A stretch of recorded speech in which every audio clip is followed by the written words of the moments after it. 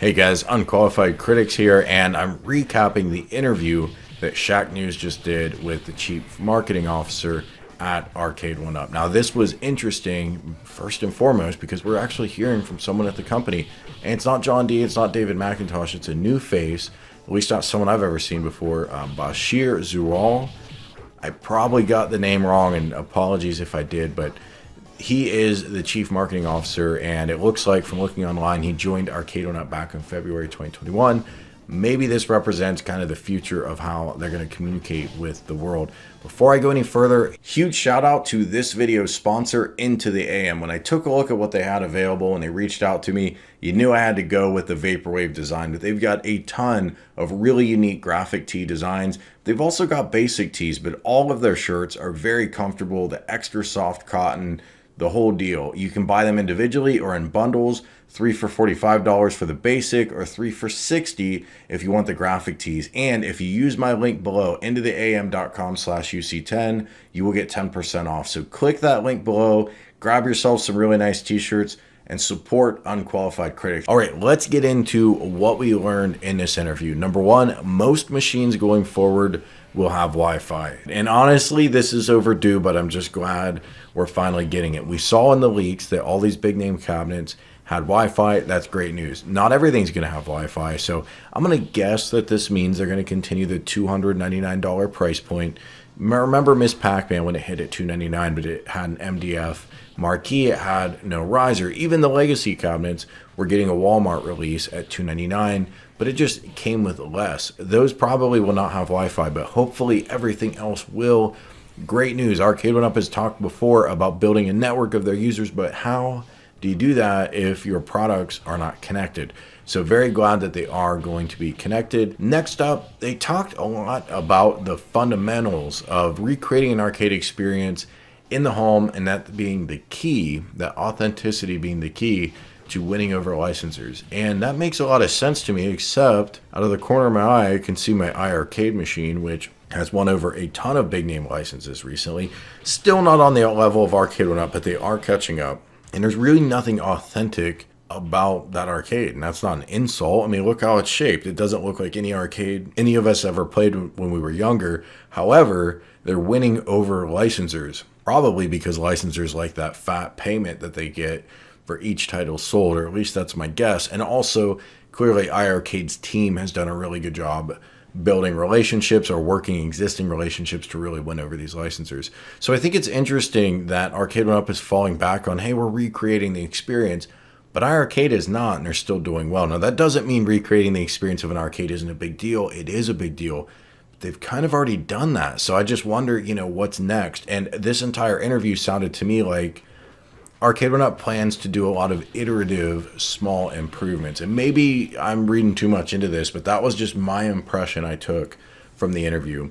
What do you guys think? I mean, honestly, tell me in the comments. Do you think Arcade1up continuing doing what they're doing, getting new title here or there, slightly improve the releases of existing titles here and there, is that enough to keep their lead and continue their growth?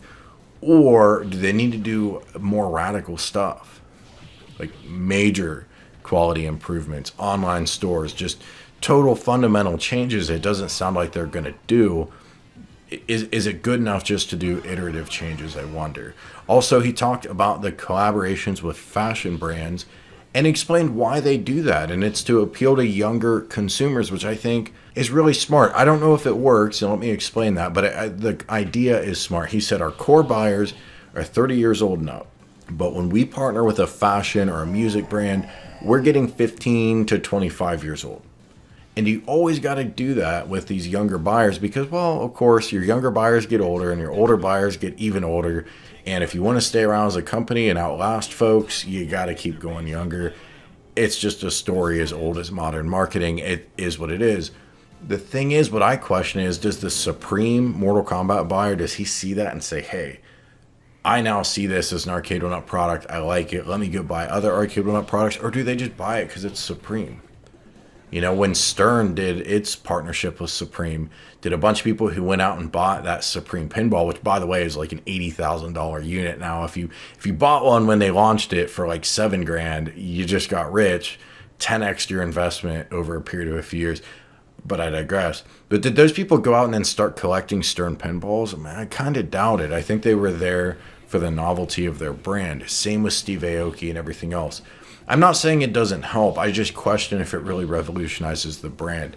And their CMO did say, and I give him a lot of credit for being honest about this, he said, look, we've sold 2 million cabinets, but so many people don't know our name. You know, we need to break through that. We need to punch a hole through that and make sure people know who Arcade1up is. I'm paraphrasing here. But that's the thing. That's kind of the two-edged sword. If you want to build your brand around other people's brand, like Arcade1up has done with Capcom and Namco and all these big games that we all love, well, that means putting the other brand probably ahead of your brand. I mean, Arcade1up, if they had launched with like some games they made themselves and said, hey, you play arcade games at home, but you've never heard of the title, they wouldn't have gone anywhere. So their whole success is around those IPs. But how do you grow past that so people come to you because you're Arcade1up? Well, it's a big challenge, but they seem to think that it's possible.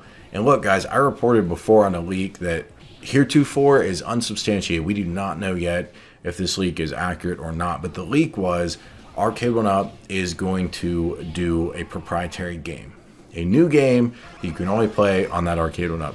And when I reported that, I think a lot of people balked, but guys, remember, if you're Arcade1up, you're not building your own game in a garage and then releasing it. You're partnering with an existing established studio that will build a game, and that game is going to be probably based on an existing established IP. Think about Shredder's Revenge. Think about Streets of Rage 4. Think about River City Girls.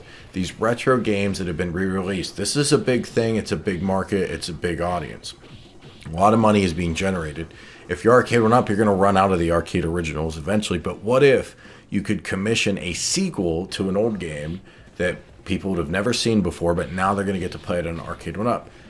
Now, them selling 10,000 cabinets, does that pay for that game? Look, I really don't know how much they can afford to pay the dev shop that does the game, but, you know, maybe it's a timed exclusive. And look, I know it's just a leak and it's unsubstantiated, but later on in the interview, Bashir did say, look, our biggest licensing challenge is running out of games to license.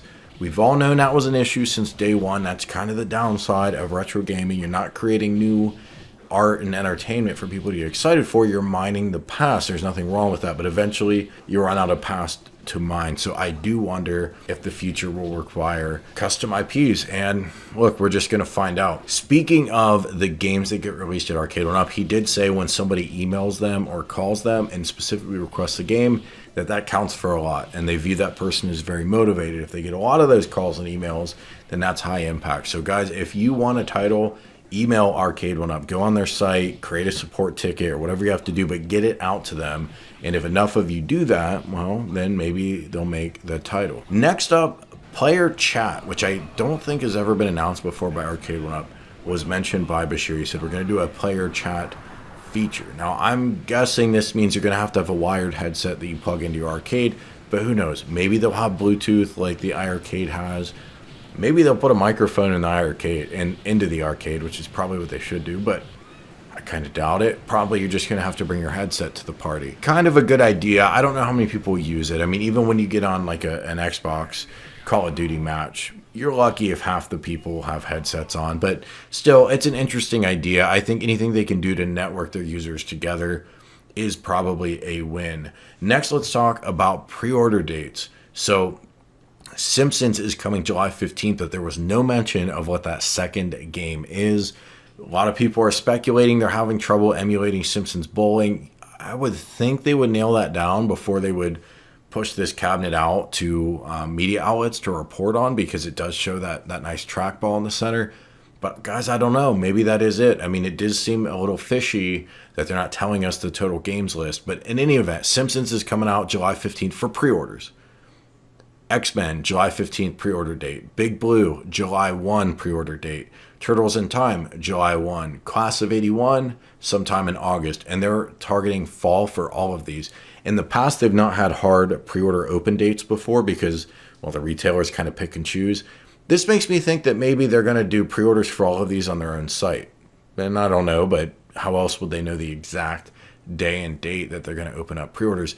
Lastly, they were asked about NFL Blitz, and the guy basically shrugged it off and said, well, sports is important to us. And he went on, and it sounded really clear to me they view sports as a channel, kind of like music and pop culture, to grow outside of the core arcade audience. I also think maybe that's why Buck Hunter was the first title. Not that that's necessarily sports, but hunting is just a different audience.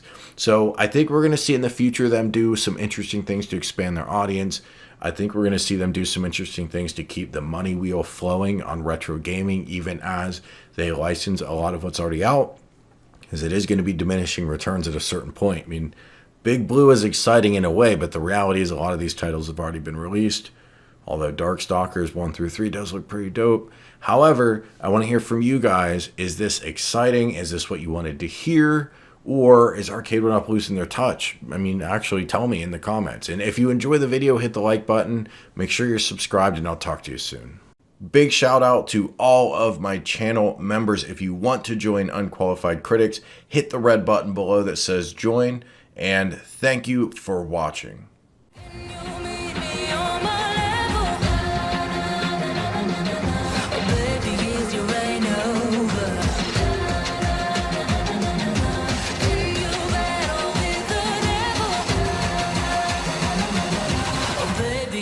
Game over.